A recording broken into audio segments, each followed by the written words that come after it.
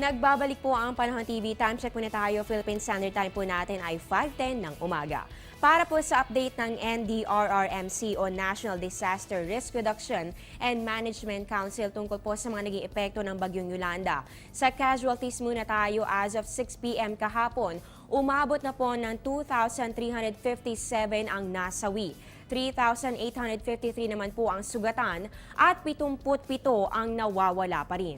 Para naman sa apektadong pamilya, umabot yan ng higit 1 milyong pamilya o katumbas ng more than 8 million persons sa Region 4, 5, 6, 7, 8, 10, 11 at Caraga.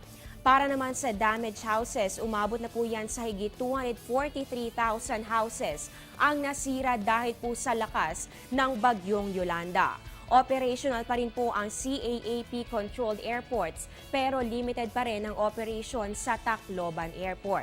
Para naman sa halaga ng pinsala, umabot na ito ng higit sa 4 na bilyong piso sa infrastruktura at agrikultura.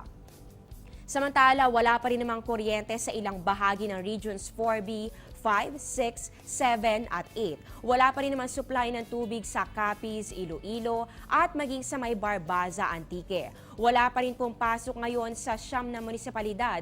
Yan po ay sa Cebu, kabilang po dito ang Sogod, Borbon, Tabogon, San Remigio, Medellin, Daan Bantayan, Madridejos, Santa Fe at Bantayan. Patuloy po nating aantabayanan ito po ng updates ng NDRRMC at pati rin po ng iba pang mga ahensya ng pamahalaan tungkol dito sa naging epekto o pinsala ng Bagyong Yolanda. Marami pang dapat malaman kaya naman magbabalik pa po ang Panahon TV.